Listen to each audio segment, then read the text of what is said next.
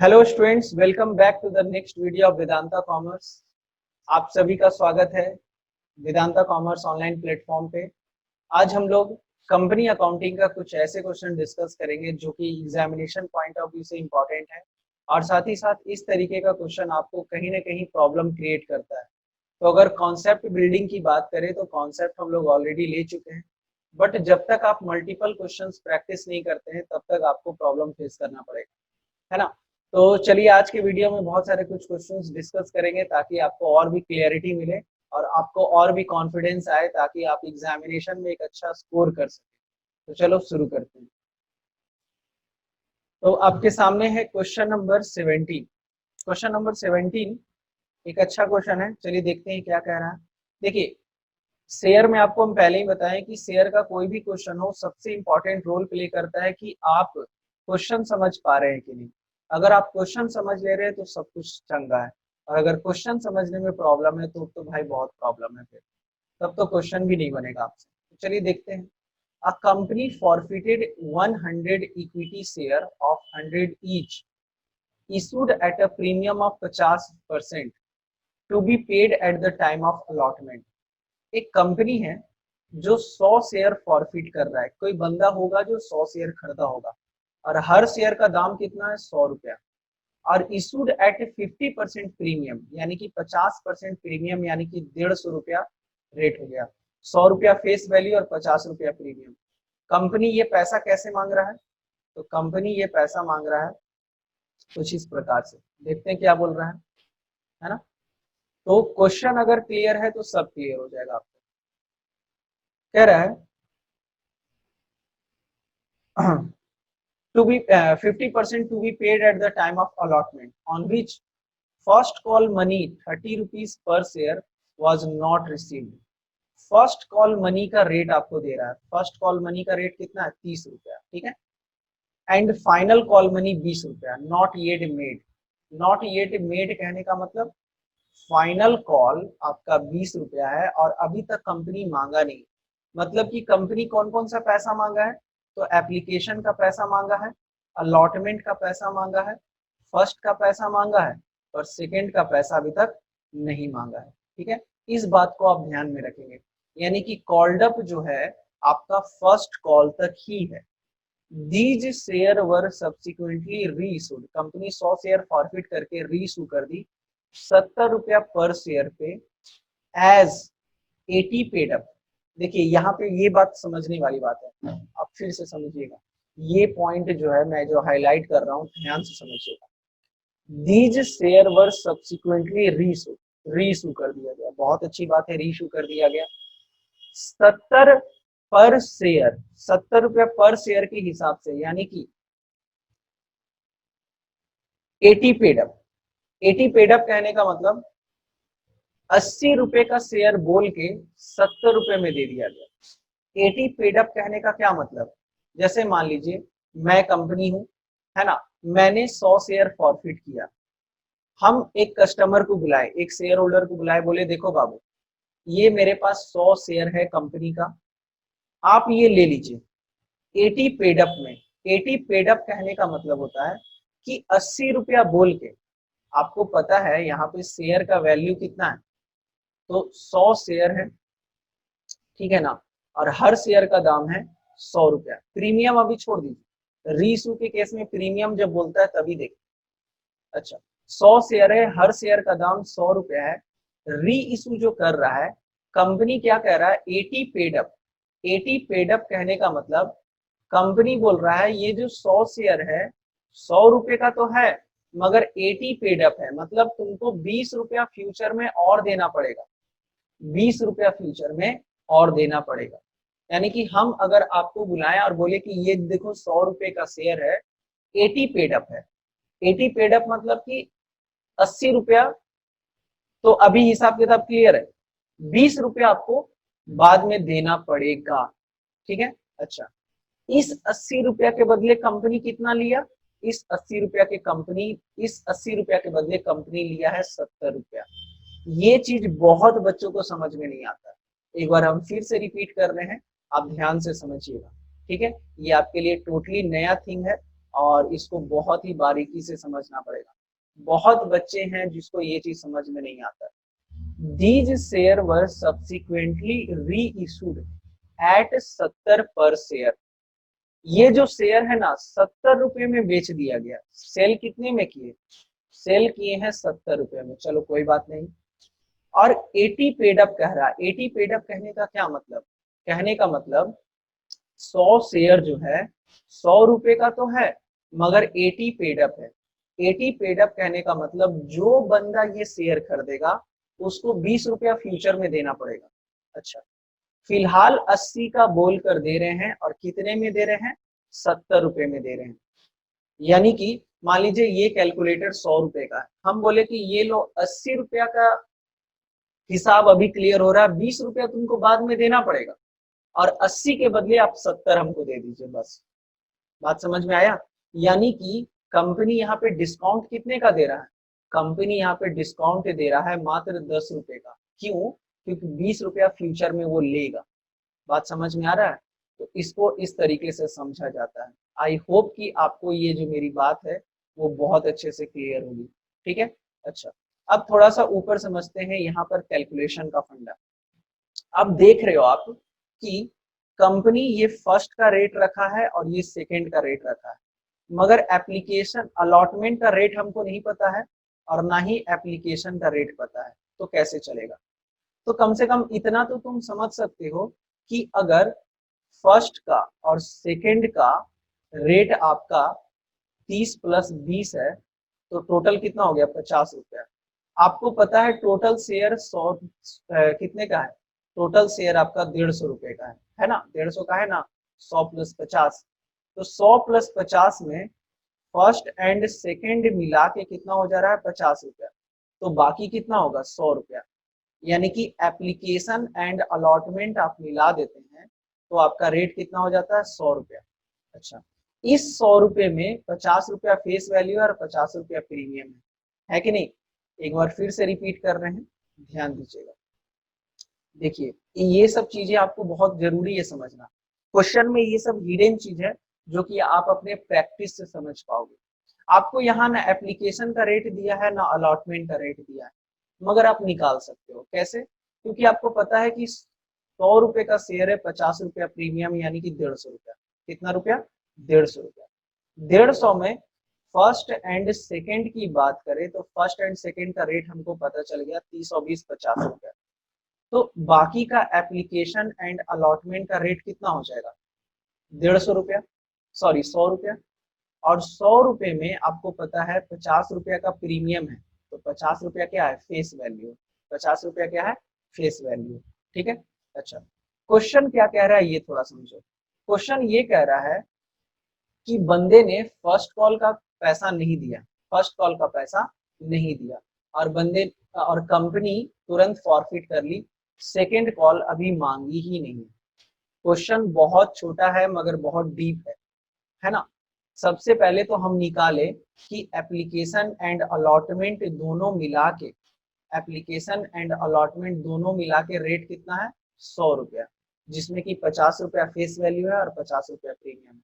ये क्लियर है आपको? अच्छा, नेक्स्ट पॉइंट आपका क्या है? अब आपको ये देखना है कि कंपनी को क्या क्या पैसा मिला है। तो कंपनी को 50 रुपया प्रीमियम का पैसा मिल चुका है और 50 रुपया फेस वैल्यू मिला है। किसका? एप्लीकेशन का एंड अलॉटमेंट का। मगर फर्स्ट का पैसा नहीं मिला है और सेकंड का पैसा तो मांगा ही नहीं है कंपनी। बात क्लियर है? हाँ। तो अब आप यहाँ पर देख पा रहे हो कि कंपनी को 50 रुपया प्रीमियम का मिल चुका है। कंपनी को 50 रुपया प्रीमियम का मिल चुका है। ठीक है, ये सब लॉजिक से चल रहा है। ठीक है ना? ये क्वेश्चन में लिखा नहीं है, मगर आपको जब बोल रहा है कि अलॉटमेंट में प्रीमियम छिपा हुआ है और अलॉटमेंट का पैसा मिल चुका है, यानी कि प्रीमियम का पैसा मिल चुका है। ठीक है, तो जब प्रीमियम का पैसा मिल जाता है और जब शेयर फॉरफिट करते हैं तो सिक्योरिटी प्रीमियम रिजर्व का एंट्री नहीं होता। सिंपल सा लॉजिक है।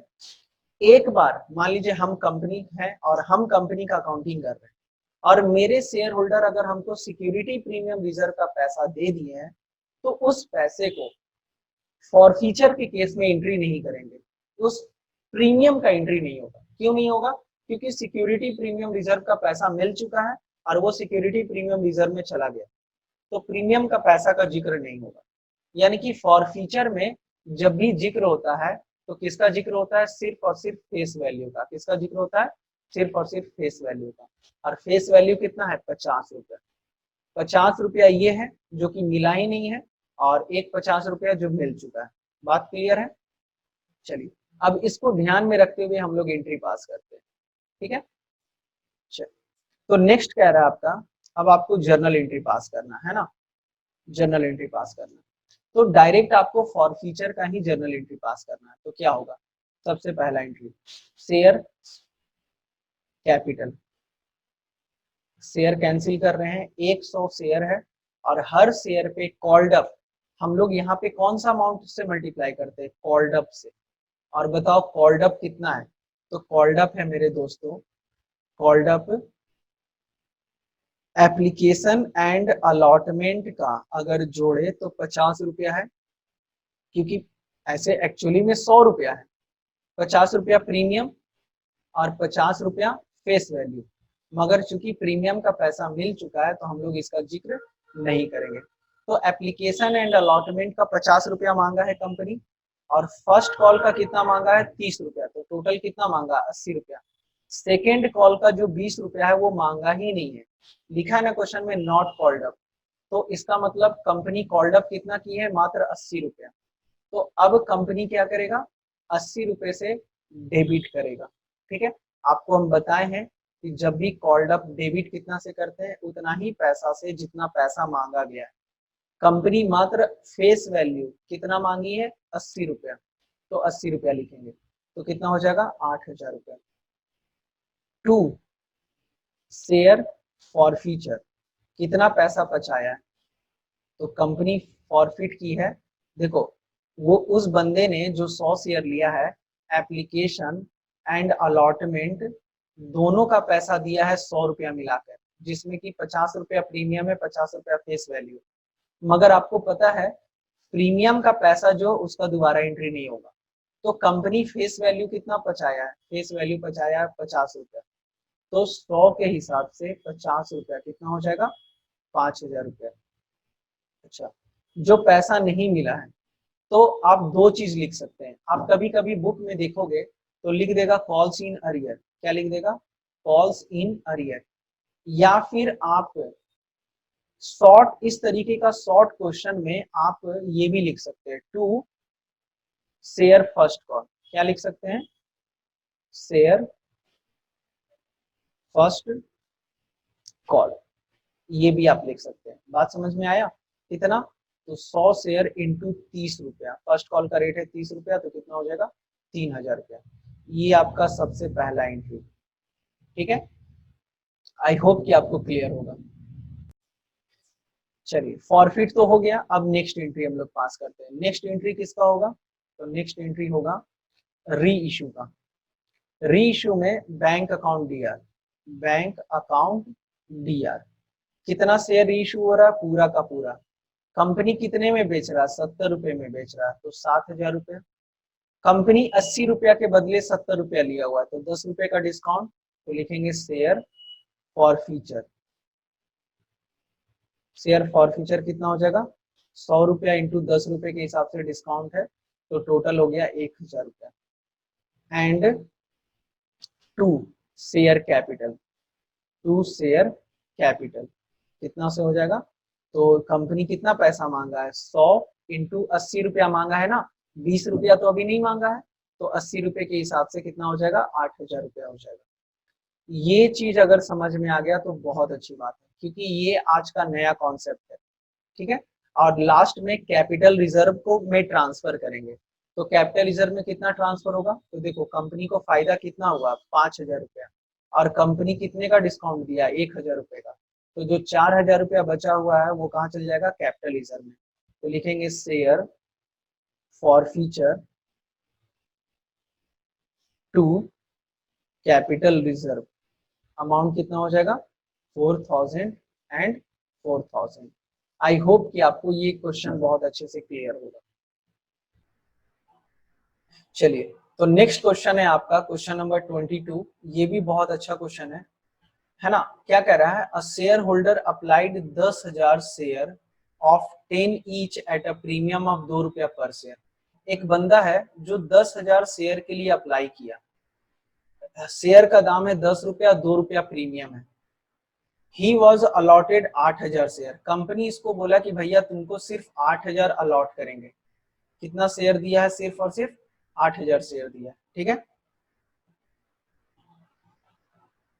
आफ्टर हैविंग पेड 6 रुपया पर शेयर इंक्लूडिंग प्रीमियम, है ना। कंपनी, देखिए क्वेश्चन क्या कह रहा है, एक बंदा है मान लो ए ने 10,000 शेयर के लिए अप्लाई किया, कंपनी इसको मात्र 8,000 शेयर अलॉट किया। आफ्टर पेइंग, हाइलाइटर से देखिएगा, आफ्टर हैविंग पेड 6 रुपया पर share including premium, he did not पे द अलॉटमेंट मनी ऑफ 6 रुपया पर शेयर, है ना। क्या कह रहा है कि कंपनी को ये बंदा 6 रुपया दे चुका है। अब इस 6 रुपये में 2 रुपया प्रीमियम है तो 4 रुपया फेस वैल्यू है। फेस वैल्यू कितना है, 4 रुपया। ये दे चुका है और अलॉटमेंट का 6 रुपया रेट है। अलॉटमेंट का रेट कितना है, 6 रुपया। ये वो बंदा नहीं दिया है, ठीक है। एक बार फिर से रिपीट कर रहे हैं, ध्यान दीजिएगा। देखिए, ही वॉज अलॉटेड 8,000 शेयर, है ना। आफ्टर हैविंग पेड 6 रुपया पर share including premium, he did not पे द अलॉटमेंट मनी ऑफ 6 रुपया पर शेयर।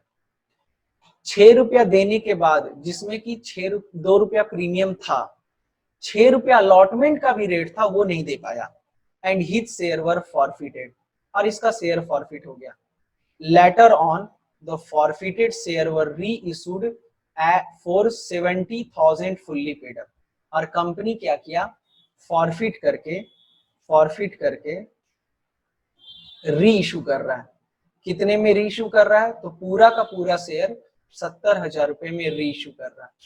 अब यहां पर तुम देखो तो क्वेश्चन में सिर्फ और सिर्फ एप्लीकेशन एंड अलॉटमेंट का रेट दे रहा है। कहने का मतलब 6 रुपया एप्लीकेशन और 6 रुपया अलॉटमेंट, जो कि अलॉटमेंट का तो पैसा दिया ही नहीं, और प्रीमियम का पैसा इधर है, तो 4 + 2, यानी कि एप्लीकेशन का पैसा 4 रुपया और 2 रुपया, 6 रुपया वो दे दिया है, और अलॉटमेंट का पैसा जो 6 रुपया वो नहीं दे पाया है, ठीक है। अब यहाँ पर थोड़ा कैलकुलेशन करना पड़ेगा। कैसे, थोड़ा देखिए, बहुत ही प्यारा क्वेश्चन है, ठीक है। फिर से एक बार क्वेश्चन रिवाइज कर दे रहे हैं, ध्यान दीजिएगा। एक बंदा है जो 10,000 शेयर के लिए अप्लाई किया है, तो उसको मात्र 8,000 शेयर मिला है। इस बंदे ने 6 रुपया दे दिया, जिसमें कि 2 रुपया प्रीमियम और 4 रुपया फेस वैल्यू है, और 6 रुपया अलॉटमेंट का नहीं दिया। इस वजह से कंपनी इसका शेयर फॉरफिट कर ली, और फॉरफिट करने के बाद री इशू कर दिया है 70,000 रुपए में, ठीक है। आई होप कि आपको अब ये क्वेश्चन बहुत अच्छे से क्लियर होगा, है ना। अब आगे बढ़ते हैं, ठीक है। अब जर्नल एंट्री पास करते हैं, मगर जर्नल एंट्री पास करने से पहले आपको थोड़ा सा कैलकुलेशन करना पड़ेगा। देखिए क्या कैलकुलेशन होगा। अब यहां पर आप देखिए कि अमाउंट रिसीव्ड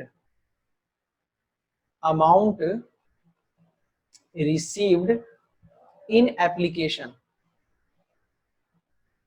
कितना होगा। तो उस बंदे ने 10,000 शेयर के लिए अप्लाई किया, और एप्लीकेशन का रेट कितना है, 6 रुपया। एप्लीकेशन का रेट कितना है, 6 रुपया। तो वो 10,000 इंटू 6 रुपया, 60,000 रुपया भेजा, मगर कंपनी इसको मात्र कितना शेयर दी है, 8,000 शेयर। तो शेयर अलॉटेड कितना हो जाएगा, 8,000 शेयर, और 6 रुपए के हिसाब से 48,000 रुपया। तो ये एक्सेस पैसा जो है 12,000 रुपया, ये ट्रांसफर हो गया। Transfer access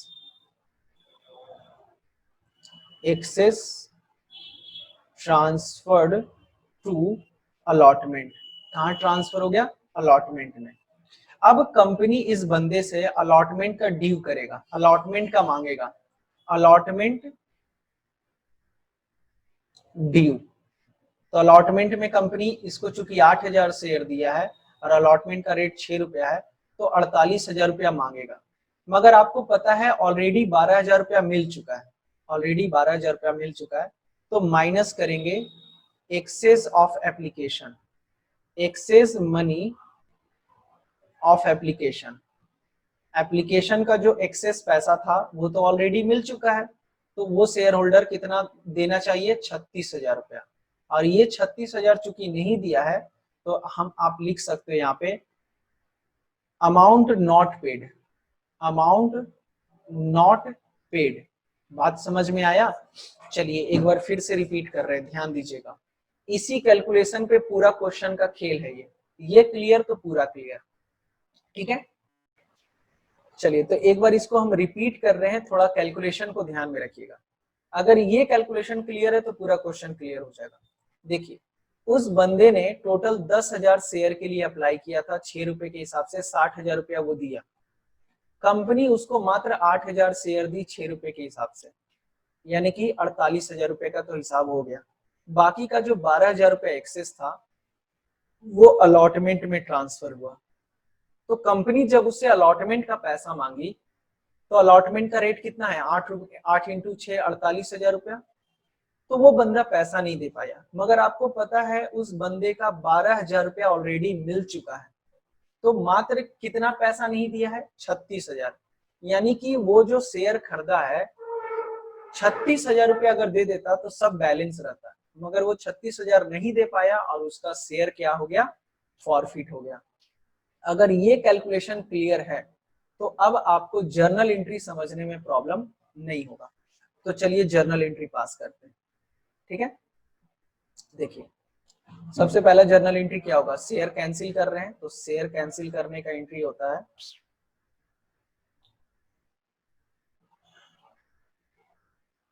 share capital. Company इससे पूरा पैसा मांगा है ना, कंपनी पूरा 10 रुपया पूरा मांगा है ना, 10 प्लस 2 टोटल 12 रुपया रेट था, 6 रुपया 6 रुपया करके, ठीक है। तो इस बंदे के पास 8,000 शेयर है तो 8,000 शेयर फॉरफिट होगा। कंपनी से पूरा 10,000 रुपया 10 रुपया मांगा है तो 10 रुपया लिखेंगे, तो यहाँ टोटल हो गया 80,000 रुपया। 2 शेयर फॉरफीचर, कंपनी कितना पैसा बचा रही है, तो आप यहाँ पर देखिए कंपनी को ये बंदा कितना पैसा दिया है, 60,000 रुपया। कंपनी को ये बंदा कितना दिया है, 60,000 रुपया दिया है, ठीक है। कैलकुलेशन समझना तेरा, समझना 60,000 रुपए में कुछ पैसा सिक्योरिटी प्रीमियम रिजर्व का है, और आपको पता है जब कंपनी फॉरफिट करती है शेयर तो सिक्योरिटी प्रीमियम का पैसा अगर मिल चुका है तो उसका एंट्री नहीं होता। तो 8,000 शेयर अगर ये खरीदा है और 2 रुपया एप्लीकेशन के टाइम पे ही वो प्रीमियम का पैसा दे दिया 16,000 रुपया, तो बताओ ये तो सिक्योरिटी प्रीमियम में रिजर्व में चला गया। तो एक्चुअली में अमाउंट फॉरफिटेड में हम लोग कितना लिखेंगे, 44,000 रुपया। कितना लिखेंगे, 44,000 रुपया। फिर से समझिए, वो बंदा को 10,000 शेयर चाहिए था, 6 रुपए के हिसाब से कंपनी को 60,000 रुपया भेजा, कंपनी उसको मात्र 8,000 शेयर दिया, ठीक है। मगर कंपनी के हाथ में कितना है, 60,000।